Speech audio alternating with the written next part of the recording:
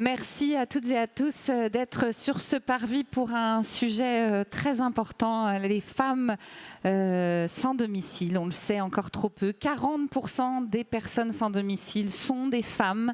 Elles comptent parmi les publics les plus vulnérables, vous le savez, victimes de violences, d'agressions, confrontées à une dégradation très rapide de leur santé. Et la situation, on l'a entendu juste avant la rentrée des classes, concerne aussi les enfants.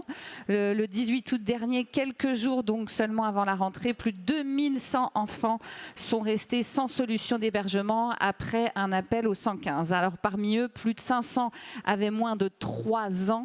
Tout de même, c'est ce que révèle donc le baromètre publié par la Fédération des acteurs de la solidarité. Cette face cachée de la rue, on peut l'appeler comme ça, avait déjà été révélée par un rapport sénatorial en octobre 2024. Nous avons aujourd'hui l'honneur d'accueillir l'une de ses autrices, Laurence Rossignol, sénatrice et ancienne ministre. Bonjour. Face à ce fléau, les organismes HLM prennent toute leur part, hébergement ou mise à l'abri d'urgence, accueil des jeunes en situation de prostitution, attribution de logement, accompagnement. Les actions sont multiples et sont surtout essentielles. Merci à vous, Emmanuelle Cos, présidente de l'USH, de votre présence aujourd'hui, qui témoigne clairement de l'importance que vous accordez à ce sujet. Donc, bonjour. Et je salue également Céline Reynaud, directrice générale d'Est Métropole Habitat, et Virginie Toris, directrice de l'innovation sociale et de la GUSP ou de la GUSP, l'un ou l'autre de Partenaire Habitat. Merci d'être là, mesdames. Vos témoignages et vos retours d'expérience vont vraiment nous éclairer sur les initiatives concrètes en faveur des femmes sans abri. Donc on commence avec vous, Madame la Ministre, si vous le voulez bien. Vous avez produit ce fameux rapport sur les femmes sans abri avec trois autres sénatrices, Agnès Evrin, Marie-Laure Pinera-Hors, Olivia Richard et Dominique Vérien, donc bien 4. La situation, on le dit, elle est dramatique, elle se dégrade d'année en année. Alors, quels éléments d'état des lieux principaux vous retenez, vous, de ces travaux? Vous avez quelques minutes. Quelques minutes, bien, merci, bonjour. D'abord pour dire que c'est un rapport transpartisan qui a été réalisé par des sénatrices de droite et de gauche et du centre, et sur lequel nous sommes tombés d'accord sur l'état des lieux et sur les préconisations. Je ne vais pas rentrer dans tous les détails du rapport. Je pense que le mieux, c'est de vous indiquer qu'il est en ligne sur le site du Sénat et peut-être partager avec vous un certain nombre de ressentis, d'éléments, de constats. Oui. Le premier, bon, les chiffres quand même, 120 000 femmes sans abri, 3 000 qui chaque soir dorment à la rue, et le plus souvent, celles-ci sont avec des enfants, plus de 2 000 enfants qui dorment à la rue avec elles. Dans ce qui nous a frappé, peut-être, d'abord la part importante de femmes étrangères, la moitié environ sont des femmes étrangères, et elles sont particulièrement à la rue parmi les femmes sans abri aussi. Deuxième élément, beaucoup de femmes atteintes de troubles psychiatriques, troubles mentaux. On ne sait pas trop si c'est la rue qui a déclenché, ou si c'est la rue qui a aggravé, ou si la rue est une conséquence des troubles mentaux. Et comme on ne peut pas raconter que des choses déprimantes, peut-être signaler aussi ce qu'on a vu d'assez exceptionnel sur le terrain, l'équipe mobile de la PHM, de l'hôpital de Marseille, une équipe de psychiatres de rue, avec des personnes qui sont dans cette équipe, qui sont elles-mêmes des pères, c'est-à-dire qui sont des femmes qui ont été précédemment à la rue et qui, tous les soirs, tournent dans les rues de Marseille, vont voir les femmes, apportent des petits bouts de solutions psychiatriques. Parce que c'est important, quand on parle de ça, aussi de signaler le travail remarquable qui est fait par un grand nombre de travailleurs sociaux, d'agents de terrain, de médecins, mais ça, vous les connaissez, peut-être beaucoup d'entre vous sont ici, mais c'est bien de dire quand même qu'on les a vus. Troisième élément important à mon sens, et à signaler, mais on y reviendra peut-être, c'est que très vite on tombe sur l'embolie du système. Il y a eu, en matière de CHRS, il y a eu des milliers de places supplémentaires, et pour autant on a toujours autant de femmes à la rue. Le système est embolisé, et il est embolisé parce qu'il n'y a pas de logements sociaux, mais aussi parce que dans les CHRS, des femmes restent longtemps, très longtemps, et elles restent longtemps parce qu'elles n'ont pas de papier. Elles repartiront jamais, elles resteront en France, dans cet entre-deux que la France organise pour des gens qui sont sans papier, mais définitivement en France. Et le fait qu'elles n'aient pas de titre de séjour fait qu'elles ne peuvent pas postuler sur des logements sociaux. Donc, il n'y a pas de flux, il n'y a pas de turnover qu'il devrait avoir pour permettre à d'autres femmes de rentrer. Et puis, enfin, dernière chose, dans les éléments marquants de ce rapport, de cette enquête de terrain qui a duré plusieurs mois, le 115. Passer une après-midi au 115 et vous vous rendez compte de ce qu'est la vie d'abord des salariés du 115. J'espère que ces gens ont des soutiens psy réguliers. J'en suis pas si sûre parce que on voit au 115 toute l'insuffisance, toutes les carences, toute la difficulté qu'il y a pour des gens qui sont au téléphone en première ligne à trouver des places. Et on voit ce que c'est que la vie des gens qui vivent à la rue, ça c'est là-dessus je vais conclure, et des femmes qui vivent à la rue avec des enfants scolarisés et qui sont envoyés à l'autre bout de la Seine-et-Marne alors que les enfants sont scolarisés dans le Val-de-Marne et qui en permanence doivent s'adapter et s'adapter encore à des solutions précaires, des solutions courtes, et toujours avec les enfants et la préoccupation de la scolarité des enfants et de la continuité scolaire des enfants. Voilà, tout ça pour dire que c'est pas le rapport le plus réjouissant que j'ai eu à faire dans ma vie de sénatrice. Mais un sujet très important, Madame la Présidente. En tant que bailleur, est-ce que vous avez aussi des choses à ajouter sur la situation ? Alors tout d'abord, je voudrais quand même remercier, là je le fais devant tout le monde, Laurence Rossignol et ses collègues sénatrices, parce que ce rapport, il est très important. Tout simplement parce qu'il ne parle pas du sans-abrisme dans sa généralité, mais bien de la question des femmes. Et c'est aussi pour ça qu'on voulait faire ce parvis ici, parce que ça impose pour les bailleurs sociaux d'avoir une approche aussi derrière qui va être différente, parce qu'il faudra accueillir ces femmes, et on espère le plus rapidement possible, dans du logement pérenne et au-delà de l'hébergement. Ce qui est difficile, c'est que nous, on voit aussi que si je regarde simplement qui demande un logement social aujourd'hui en France, on a une surreprésentation des femmes avec très peu de revenus, souvent des femmes qui ont la charge pour des enfants et qui ne sont pas aidées, donc des familles monoparentales, essentiellement des familles tenues par des femmes, une grande fragilité.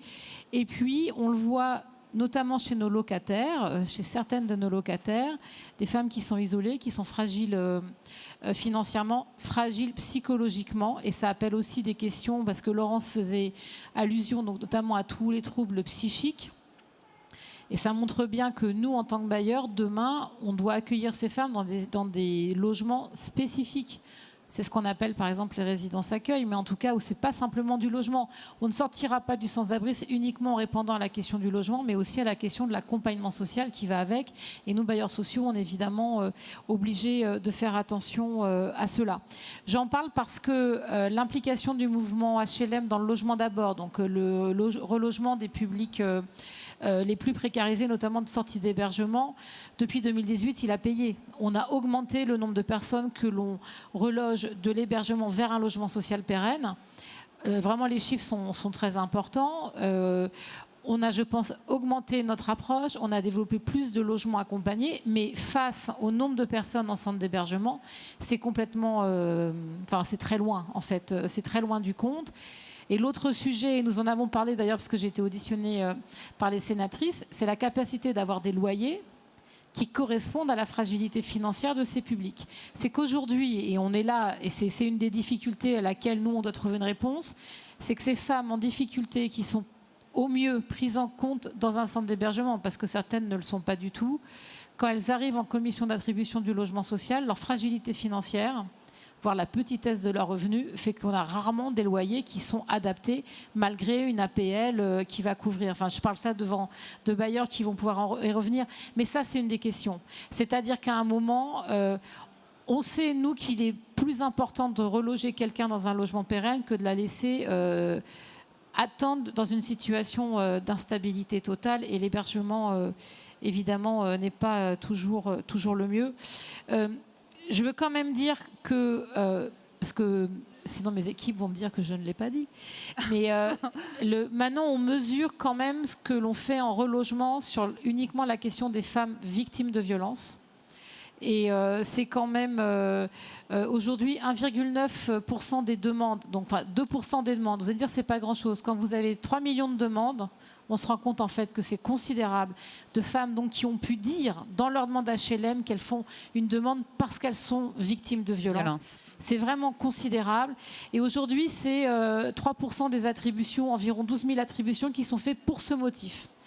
C'est important sur 380 000 attributions. C'est quand même considérable de voir que ce sujet-là, il est en fait tout à fait au cœur de la situation de nos publics. Il y a donc pas mal d'organismes HLM qui s'impliquent.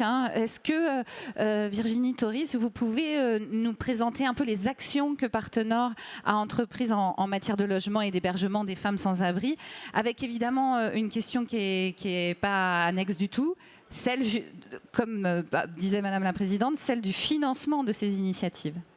Alors, pour rebondir sur le relogement, je vous rejoins. On est de plus en plus impliqués dans le relogement des sortants d'hébergement, des femmes sortant d'hébergement et également dans les femmes victimes de violences intrafamiliales. J'en veux pour preuve, c'est le chiffre des relogements sur ce champ-là. Aujourd'hui, nous, on est parti d'une 40aine de relogements pour des femmes victimes de violences et on en arrive aujourd'hui à plus de 100. Et cette année, on va encore, je pense, malheureusement, battre un record. Je ne sais pas s'il faut s'en réjouir ou pas, s'il y a plus de demandes ou si elles se font connaître et du coup, on les reloge sur ce motif-là. Mais cette année, on est bien parti pour aller encore au-delà sur le relogement. Sur le relogement des sortants d'hébergement, on est à près de 250 relogements par an de sortants d'hébergement, dont des femmes. J'arrive pas à faire le distinguo entre les deux, mais dont des femmes et des femmes avec enfants. Et au-delà de notre mission première qui est le logement et l'accès au logement et de participer à ce droit au logement pour tous, on participe également en mettant à disposition des logements auprès de structures spécialisées, des associations bien évidemment. Donc je vais citer les principales, Solfa, la GSS de l'UDAF, la Sauvegarde du Nord, Solia, enfin bref, tout le microcosme des associations qui sont très présentes dans le Nord et dans l'Aisne, puisque j'ai oublié de le dire, mais nous sommes un bailleur social présent dans le Nord et dans l'Aisne et on est à peu près à 54 000 logements. Et donc on conventionne avec ces associations, on met à disposition les logements qui sont adaptés bien sûr aux besoins et qui permettent donc de reloger, d'héberger plutôt, et d'héberger ces dames le temps qu'elles puissent se reconstruire un projet de vie. Elles ont été souvent très marquées et je suis tout à fait d'accord avec vous sur le fait qu'il faut absolument les accompagner. Il y a énormément de démarches, énormément de prise en compte aussi sur les aspects psychologiques, voire psychiatriques, les enfants qu'il faut prendre en charge également, il faut stabiliser la situation. Et sur l'accompagnement social, au-delà de ce que font les associations, on peut aussi, nous, financer des associations. On passe des marchés publics, puisqu'on est un office public, et on a une douzaine d'associations, alors pas forcément spécialisées sur ce champ-là, mais parmi celles-ci, on a Solfa, par exemple, que l'on finance pour accompagner ces dames et faire en sorte qu'elles reprennent pied et qu'elles repartent sur la bonne trajectoire. Voilà ce que je peux dire sur l'hébergement. Et donc, Dieu merci, il y a des financements pour ça. Donc c'est en fait de l'hébergement hors les murs. C'est dans du logement classique chez nous. La particularité aussi, je pense que c'est un atout, c'est du coup, elles ne sont pas stigmatisées et elles ne sont pas en foyer. Elles ne sont pas en structure collective. Et pour les enfants, c'est important également. Voilà ce que je voulais dire là-dessus. Je peux peut-être enchaîner comme si vous voulez nous parler de ces deux communes du Nord où vous avez un accueil de jour, c'est ça, ça. Vous pouvez nous en parler une minute. Je vais très vite. Oui, je tiens à en parler aussi parce que c'est une action qui a mis du temps à prendre. Il a fallu l'accord des institutions, des collectivités, de la commune. Donc la commune de Dunkerque et la commune de Hélène, qui est rattachée à Lille. Ces deux communes ont été militantes, j'allais dire, quelque part, puisqu'on a pu mettre à disposition des locaux. Pour l'un, c'était un local en rez-de-chaussée, et pour l'autre, un appartement, où on a pu installer avec une association, donc la GSS de l'UDAF et Solfa, un accueil de jour pour des jeunes en situation prostitutionnelle. Un phénomène qui prend de l'ampleur phénomène qu'on perçoit peut-être pas de là où on est, mais qui prend énormément d'ampleur. Enfin, ça dépend où on est. Qui prend énormément d'ampleur, et donc on s'est battu, surtout les associations d'ailleurs. Nous, on était à leur côté, en leur proposant ces locaux, en les aménageant pour que ça fasse une espèce de petit cocon. Et ça permet à ces jeunes filles d'avoir un point d'attache, de pouvoir parler, d'avoir une écoute, de ne pas être jugées, de prendre en compte leurs besoins, d'avoir un temps de répit. Il y a une chambre, il y a une douche, il y a de quoi manger, une cuisine, elles peuvent faire à manger, elles peuvent charger leur portable, et de reprendre contact en fait avec ces jeunes filles, et peu à peu les amener à sortir de ce système. Merci beaucoup. De votre côté, Céline Reynaud, Est Métropole Habitat, que vous dirigez, a conçu un lieu d'hébergement, la Halte des Femmes. Est-ce que vous pouvez nous parler un peu de ce projet ? Alors, la Halte des Femmes s'inscrit dans un projet plus global qui s'appelle Le Château, sur la commune de Villeurbanne. C'est un projet qui est soutenu par l'État, la métropole de Lyon et la collectivité qui porte très fortement ce projet. Le bailleur social que nous sommes porte une convention d'occupation temporaire, puisque nous sommes sur une ancienne résidence personnes âgées qui est aujourd'hui, dont les ménages ont été relogés sur une résidence neuve. Et donc, il faut imaginer la transformation de ce site. Et de manière temporaire, donc Est Métropole Habitat porte une convention d'occupation temporaire avec 4 structures associatives, Forum Réfugiés, Acoléa et La Croisée, et puis Alinéa, qui est le gestionnaire de la Halte des Femmes. Alors la Halte des Femmes, ce sont une trentaine de logements, 35 logements, qui permettent d'accueillir des femmes en pré- ou post-maternité, donc à la rue, mais aussi des femmes qui sont victimes de violences conjugales ou même de traite d'êtres humains. Donc, dans ce dispositif, le bailleur social que nous sommes joue un rôle de portage, d'animation à travers le JIE La Ville Autrement, et assure, on va dire, le bon fonctionnement de cette résidence qui a vocation à évoluer vers autre chose. Donc on est, j'allais dire, en plein dans notre rôle de bailleur social et aussi d'acteurs engagés sur la lutte contre le sans-abrisme et singulièrement la question des femmes à la rue. Oui, parce que ça va plus loin que le lieu d'hébergement, puisque vous les accompagnez d'un point de vue administratif, d'insertion, d'aide à la parentalité, c'est bien ça ? Oui, tout à fait. Alors, on est sur une structure d'hébergement collectif qui n'a pas tout à fait les mêmes règles que les règles qu'on a dans des structures collectives habituelles. Donc là, chaque femme a la clé de son logement, a la possibilité de faire venir aussi des proches à travers des espaces collectifs, notamment des chambres d'amis qui permettent d'accueillir. Et puis, un point important, on est sur des durées de séjour qui ne sont pas limitées. Donc, on est vraiment sur... c'est la personne qui décide de rester ou au contraire de partir si elle en a la possibilité. Donc on est bien sur quelque chose d'un peu plus que l'hébergement classique. Et au-delà de ces règles de vie, il y a toute la partie accompagnement qui est une caractéristique de ce site, avec un axe très fort autour de l'aide à la parentalité, puisque je l'ai dit, on accueille beaucoup de femmes qui ont des enfants ou qui vont en avoir, donc y compris il y a eu un lieu qui a été créé sur le site avec un module rajouté pour permettre d'avoir des équipements dédiés et permettre aux mamans de laisser parfois leur enfant sur le site avec les travailleurs sociaux. On a aussi tout un travail autour de l'insertion. Donc avec notamment une participation à un atelier de vie active des femmes, et puis tout le soutien bien sûr administratif et d'accès aux droits et notamment à la santé qui est particulièrement important. J'ajoute un aspect très important du site, c'est le projet culturel. Donc il y a aussi un projet culturel qui permet aussi de ne pas être que sur des choses j'allais dire trop sérieuses, mais qui permettent aussi aux femmes de s'intégrer un petit peu différemment. Merci beaucoup. Madame la sénatrice, le rapport sénatorial, votre rapport de 2024, il comportait 22 recommandations pour l'instant, dont 4 relatives à l'offre d'hébergement et 4 visant à faciliter l'accès au logement. On doit les voir normalement sur les écrans. Je les résume rapidement. Accroître la construction de logements sociaux, établir les critères prioritaires pour l'attribution d'un logement social, prévenir les expulsions locatives en donnant aux bailleurs sociaux davantage de moyens d'identifier les fragiles fragilité et enfin renforcer les moyens des programmes spécialisés d'accès direct au logement. Donc vous suggériez une mise en application de ces mesures cette année. Qu'en est-il actuellement ? Écoutez, c'est difficile de répondre à votre question, d'abord parce que c'est sur 2025, donc l'année n'est pas écoulée, et par ailleurs, tous ces sujets souffrent terriblement de l'instabilité gouvernementale.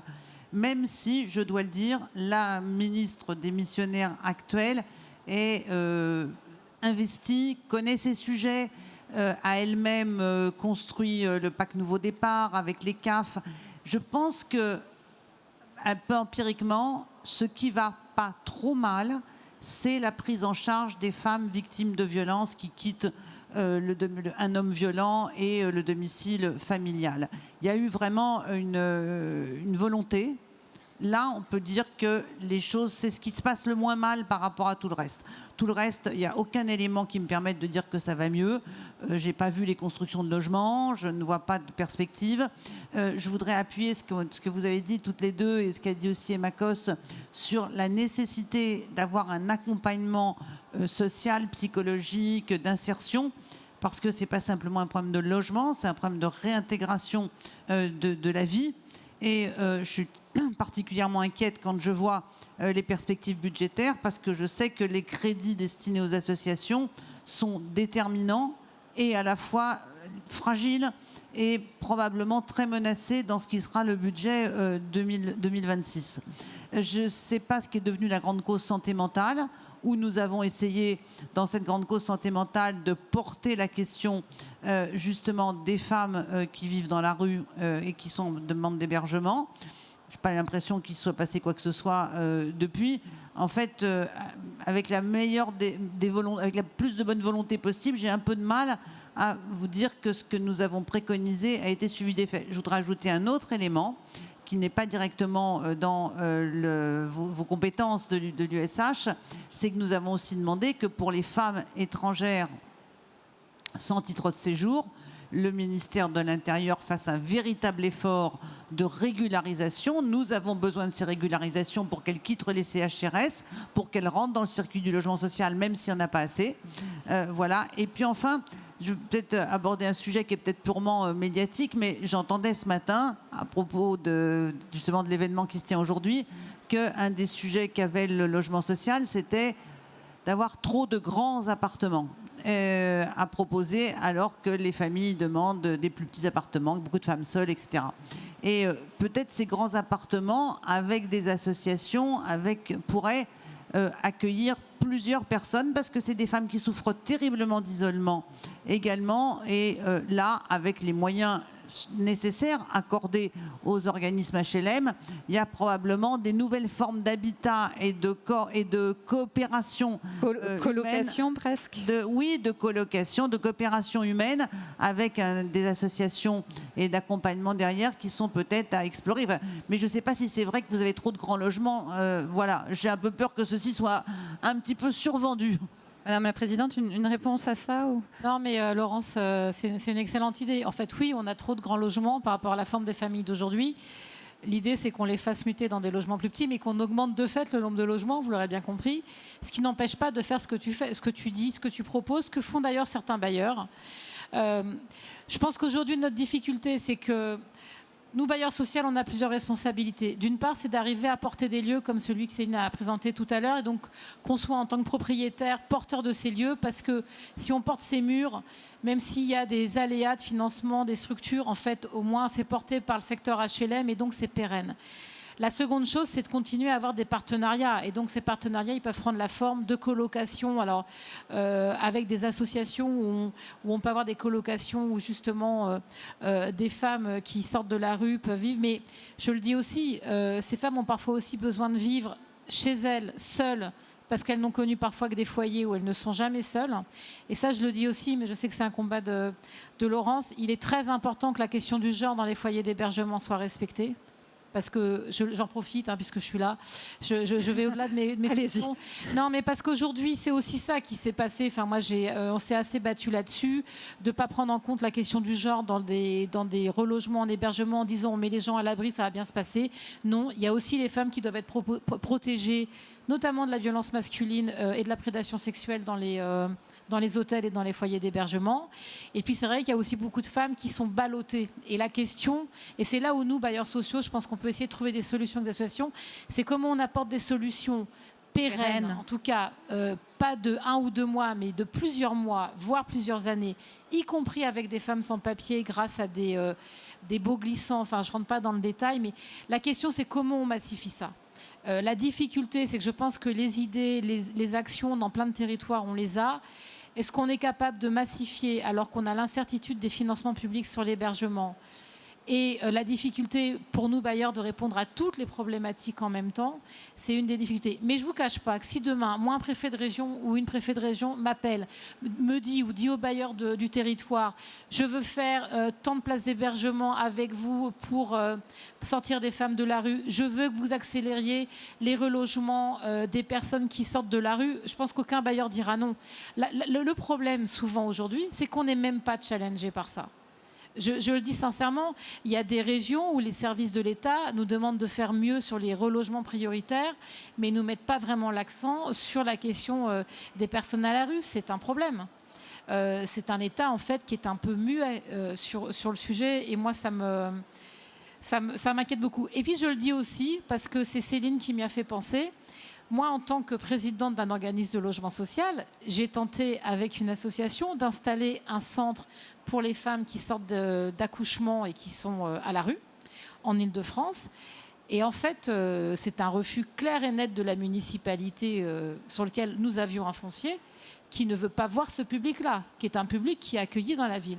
Mais quand je dis c'est un refus net, c'est que l'association m'a dit, bon, peut-être que c'est à cause de vous, le bailleur, on va changer, on va voir. En fait, non, c'est un refus net. C'est un refus d'amener un service pour des femmes qui sont juste à côté de nous. Et c'est ça qui est inadmissible. Je le dis parce qu'en fait, on m'en a reparlé ce matin, voilà, j'y pense maintenant. Mais donc, il y a aussi ces initiatives-là qui aujourd'hui sont empêchées. Et la question, c'est comment est-ce qu'on peut aller plus loin. C'est aussi pour ça que moi, je vais m'appuyer sur le rapport sénatorial, sur les bonnes volontés. Je pense quand même qu'on peut faire beaucoup mieux, même dans un écosystème financier qui n'est peut-être pas le meilleur. Je peux dire un mot ? La rue, c'est aussi une question de prévention. Il faut agir avant que les gens se retrouvent à la rue. Et vous avez évoqué tout à l'heure l'évolution de la prostitution des mineurs. Il y a un sujet majeur qui est celui de l'aide sociale à l'enfance. C'est-à-dire que quand l'aide sociale à l'enfance s'effondre, on sait qu'ensuite, le nombre de jeunes filles et de jeunes garçons aussi à la rue va s'accroître. J'ai tenu. Presque. Merci beaucoup, mesdames. Merci. C'est un sujet essentiel. Difficile, mais essentiel. Merci. Je laisse maintenant la place à Vaya Drazidis, responsable du développement RH et de l'action professionnelle de SH, pour parler d'IA et comment les RH peuvent anticiper et agir. On se retrouve demain, sinon à 9h30.